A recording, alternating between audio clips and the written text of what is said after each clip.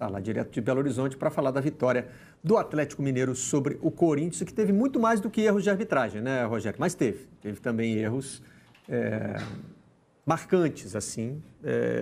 Acho que não foi muito difícil a gente ver pela televisão. Aí tem aquela história, o jogo da TV, o jogo do campo, se eles são mesmo muito diferentes. Enfim, vamos mostrar o que aconteceu no jogo e aí depois a gente entra nos detalhes, né? Uma postura diferente do Atlético. Um Atlético mais presente no campo do adversário, né, Rogério? E não deixando o Corinthians sair naquele contra-ataque agrupado que é a marca do time, principalmente quando joga fora de casa. Só para você ver, o Atlético teve 18 finalizações do jogo contra 4 do Corinthians. Aquela estratégia do Corinthians de esperar o adversário e sair num contra-ataque quase sempre de forma mortal, né, que o Corinthians exerceu no Campeonato Brasileiro do ano passado, no Campeonato Paulista desse ano também na reta final. Ontem não funcionou. O Atlético dominou o Corinthians durante todo o jogo no Estádio Independência. Quase 20 mil torcedores. O Tite presente, técnico da Seleção Brasileira, estava presente. Você está vendo que nos primeiros minutos de jogo o Atlético já assustou, acertou bola na trave com o Otero, a bola passando perto do gol. Dos jogadores do Corinthians que podem estar sendo observados pelo Tite, quem trabalhou mais foi o Cássio, goleiro corintiano. O Rodriguinho não teve uma grande atuação. E aí depois começa a polêmica, né? O gol anulado do Atlético aos 37 minutos do primeiro tempo. O árbitro demorou quase 2 minutos para rever a própria decisão, depois de consultar o adicional atrás do gol. O Atlético continuou pressionando e vai colher o gol só no final do jogo, né? No segundo tempo, o Corinthians melhorou um pouquinho depois da entrada do Emerson Sheik, mas o Atlético continuou tendo as melhores chances e vai marcar o gol da vitória aos 41 minutos, depois de muita pressão. O Roger Guedes, que teve um gol anulado no primeiro tempo, teve um gol valendo na etapa final. O Atlético venceu pela segunda vez seguida no campeonato. Melhora bastante a situação do Atlético no campeonato, agora é o terceiro colocado. A torcida, é claro, passa a confiar mais no time, porque venceu um rival de respeito, o Corinthians. O Corinthians estava há 3 jogos sem tomar gols, tendo feito 3 jogos seguidos como visitante, e o Atlético conseguiu superar a defesa do Corinthians. E teve a polêmica toda envolvendo a arbitragem. Já vi muita gente boa falando que o árbitro anulou o gol errado, né? Para muita gente, o gol que deveria ter sido validado era o primeiro e o segundo deveria ter sido anulado por uma suposta falta do Roger Guedes. Mas, enfim, 1-0 e um jogo de muitas emoções ontem no Independência. Eu achei que no gol, no gol legal também não foi nada. A bola não saiu e o Roger Guedes também não fez falta. E nesse aí, o toque de mão do Ricardo Oliveira é involuntário, né? Involuntário. Não vai... E nem nessas recomendações novas. Com a mão ali. É isso que às vezes é complicado, né, nas decisões, porque não tem o que fazer. O que você vai fazer com a sua mão ali? Não, né? É um movimento natural do Barreto. corpo. Não... Agora, o que a gente está rodando aí, você está notando que tem um cronômetro no cantinho da tela, é que é o outro lado do problema, né, Rogério? É o tempo que se leva para tomar uma decisão, né? Nesse caso, até foi a decisão que a gente considera errada, né? Acho que existe um certo consenso em torno do fato de que o gol é legal. Mas, independentemente de a decisão final ser certa ou se é errada, ela tem que ser tomada o mais rápido possível. Claro. Você não tem o hábito de vídeo. Claro. Né? Não tem uma questão aí de... Tudo bem, se você vai lá verificar a imagem e tal, e pode ter alguma coisa fundamental que vai te fazer mudar, mas é uma conversa entre os árbitros. Ela não pode demorar mais de 1 minuto, como durou aí. O Rogério, acho que tinha chamado e eu interrompi, né? Exato. Esse aí é o assistente, o adicional, né, atrás do gol, o Asley Leão, foi ele quem passou a informação para o árbitro da partida, o Delson Freitas, de que teria havido o toque de mão. Na minha opinião, também um toque involuntário. Do mesmo jeito que tem uma recomendação hoje para os árbitros não marcarem aquela bola que bate na perna e volta no braço rapidamente. Quando a bola bate no chão e vai no braço também, muito perto do jogador, acho que é a mesma situação, né? Ele não movimentou o braço em direção à bola, o braço já estava lá. Os jogadores do Corinthians insistiram para que o árbitro conversasse com o adicional atrás do gol e depois dessa informação o árbitro anulou o gol. Gerou muita revolta, gerou muita discussão e essa pressão perdurou durante o jogo inteiro, né? E acabou saindo o gol no final, coincidentemente com o próprio Roger Guedes, que chega a 3 jogos e 3 gols. Ele, depois daquele jogo contra o Vasco, que ele foi muito cobrado, ele entrou nos eixos, né? Tomou gosto, 3 jogos seguidos que o Roger Guedes marca. Tem uma entrevista do Fábio Santos na saída, acho que é na saída para o intervalo, inclusive, né? Em que ele deixa no ar aí, faz uma insinuação com relação ao fato de que já está havendo ajuda externa. Vamos acompanhar. Hoje em dia tem sido cada vez mais natural isso, né? Que no Brasil nem precisa de árbitro de vídeo, já rola tanta coisa que economiza no árbitro de vídeo que sempre tem alguém que fala e vai acabar voltando. Por vezes o jogador atrapalha que a decisão seja rápida. Porque o jogador, aliás, ontem, Atrapalha a comunicação, o Fábio impede Carille, o acesso de o Fábio de um Carille, árbitro. na entrevista dele, dizia que os jogadores falam demais. E é engraçado, porque nós tivemos 2 casos envolvendo jogadores do Corinthians e eles não pararam de falar 1 minuto. Eles falam com o árbitro, eles falam com o assistente. Você vê que o jogador agora está com a mania de procurar alguém mais. Quando o árbitro marca uma coisa que ele não gosta, ele já começa... Ontem foram num vigia para questionar lance de impedimento. O vigia não tem como ver impedimento. Ele está na linha errada. Né? Mas é porque alguém mais precisa entrar nessa discussão para... Então, assim, a gente está alimentando também esse processo. Precisa parar com isso. Por vezes eles obstruem a comunicação entre um e outro. Se o shopping quiser conversar sem ser pelo comunicador, quiser ter uma... Porque às vezes tem o barulho do estádio, tem uma série de questões. O jogador cria uma barreira. Os jogadores criam uma barreira humana para que essa comunicação aconteça rapidamente. Agora, é óbvio que não é o ideal, porque você começa a alimentar uma série de teorias. Né? E o pior é que assim, essa moda, entre aspas, de voltar, né, de dar um pênalti, ou dar uma falta, ou dar um impedimento, depois voltar atrás, não contribui em nada, né, para essa fama que está guiando aí o Campeonato Brasileiro do problema dos árbitros, né? Porque é o tempo inteiro um caso que é dado, mas não, foi conversar com o outro, que não, 2 minutos depois, não. Né? É complicado. Acho que o árbitro também tem que ter, talvez, né, a pressão ali é absurda em cima dele, mas ele também tem que ter um pouco mais de segurança. Você pega o lance, por exemplo, do Real Madrid e Juventus, que foi super polêmico, o árbitro, foi todo mundo para cima dele e ele falou... A polêmica não vai deixar de existir. Só que naquele jogo, em vez de ficar 5 minutos esperando a polêmica e acrescentando um tema a mais na polêmica, que é a suspeita da interferência externa, o árbitro tomou uma decisão que ele estava convicto, que era dele, e fim de papo. Exato. A decisão é essa e acabou. E aí depois você arca com as consequências. Mas assim, é importante também que tenha uma decisão ali certeira, senão você não apita, né? Agora... Oi, há, no mínimo, um erro de procedimento, né? O árbitro, pelo menos, se considerou a jogada normal, olha para o bandeirinha, ele correu, então foi normal, olhou para adicional, tudo normal, então foi gol. Então, pelo menos um erro de procedimento ali ocorreu. A interpretação, claro, do árbitro, ele pode achar que houve intenção ou não houve, né? Ele, pelo jeito, achou que não, né? E depois, consultando o adicional, teve que rever a decisão.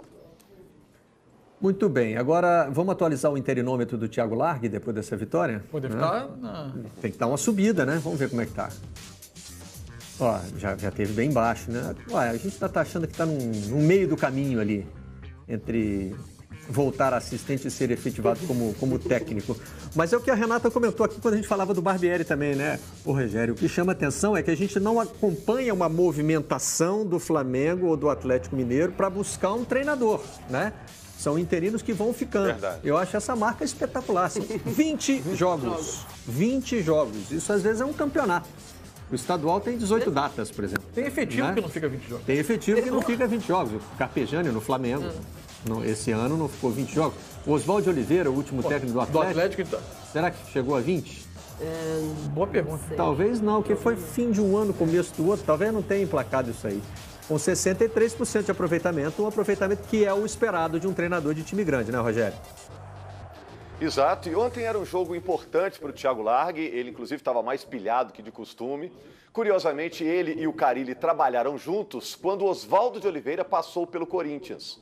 O Thiago Largue era auxiliar, um analista de dados do Oswaldo de Oliveira, e o Carille já estava lá numa comissão permanente do Corinthians. Trabalharam juntos, são amigos, e muito se fala aqui em Minas de que o Thiago Largue pode seguir o caminho do Carille, que no início era visto com certa reserva, com certa desconfiança, e depois mostrou um excelente trabalho, tanto é que o Carille ganhou 2 títulos paulistas, ganhou o Campeonato Brasileiro, já está consolidado como treinador.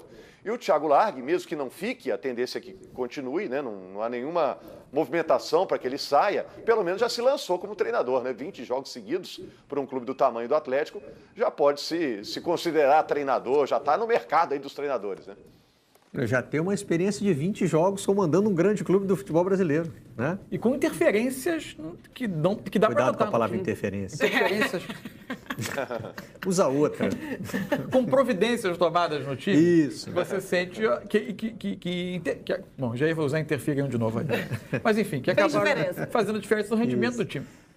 É verdade que o gol sai um pouquinho depois das substituições que ele faz no jogo, mas que o Atlético com o Blanco o e que o valeu? Hã? O gol que valeu. O gol que valeu. Isso, o gol que valeu. Evidente, já tinha saído um gol antes.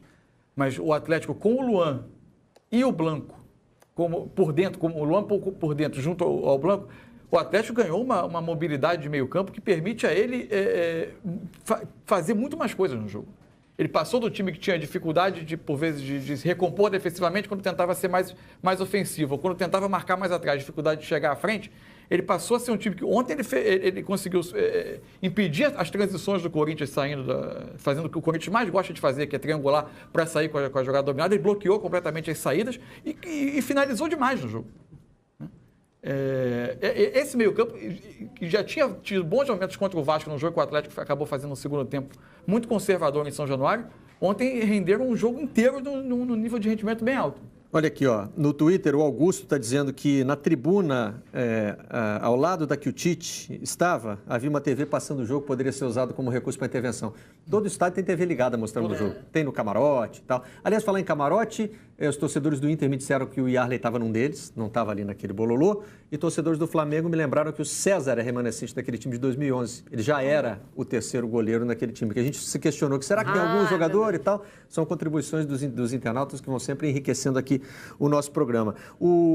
Mas o Tite não foi lá para ajudar a arbitragem, né, Rogério? Ele foi lá para ver, ver jogadores que ele poderia convocar. Dos que costumam frequentar a lista, Cássio e Fagner. Fagner se machucou. Do lado do Corinthians. E uma preocupação para o Tite. Né? Aliás, foi num lance em que ele se machucou sozinho, né? Ele estava ali voltando para ajudar na marcação. Era o Roger Guedes que estava escapando ali pela esquerda. E aí ele cai, é um problema na musculatura posterior da coxa. Normalmente, né, a gente tem que tomar muito cuidado com isso, a gente não tem formação médica, mas, assim, do que a gente está acostumado a acompanhar, isso é um caso para algumas semanas. Né? De um mês ainda. Sei lá, de 2 semanas a 1 mês para voltar a jogar. Mas ele imediatamente sentiu que era alguma coisa que tirava ele do jogo. Ele faz o o gesto da substituição, né? A convocação sai daqui a 15 dias, não é isso? A convocação é 14 de maio. 14 de maio. Então, o Fagner provavelmente não terá voltado até lá, mas evidentemente que se o Tite tiver interesse de incluí-lo na lista final, ele disputa uma vaga com o Danilo, e o contato com o departamento médico de um clube brasileiro, mesmo no exterior, hoje é total. E aí o Tite vai saber... Ele vai ter a noção exata da situação. Quanto tempo leva para ele estar em condição de jogo, né?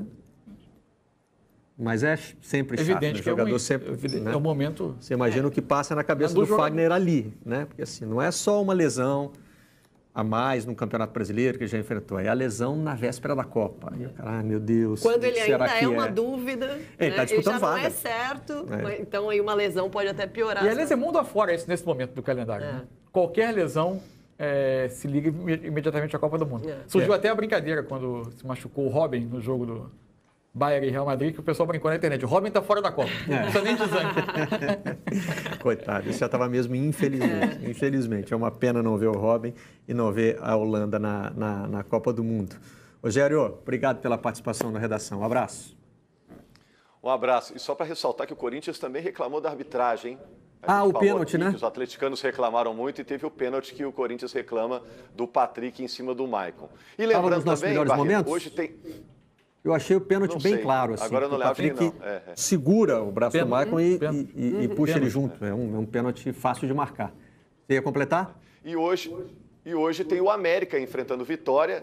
Hoje à noite, é jogo do Sport TV. A América que está fazendo aniversário, hein? 106 anos. Parabéns, então. E seria o complemento da rodada, né? Mas nós temos esse jogo adiado para depois da Copa do Mundo entre Vasco e Santos. Então essa rodada ainda vai ficar aí carregando o seu asterisco até lá. A América pode ir a 6 pontos, né?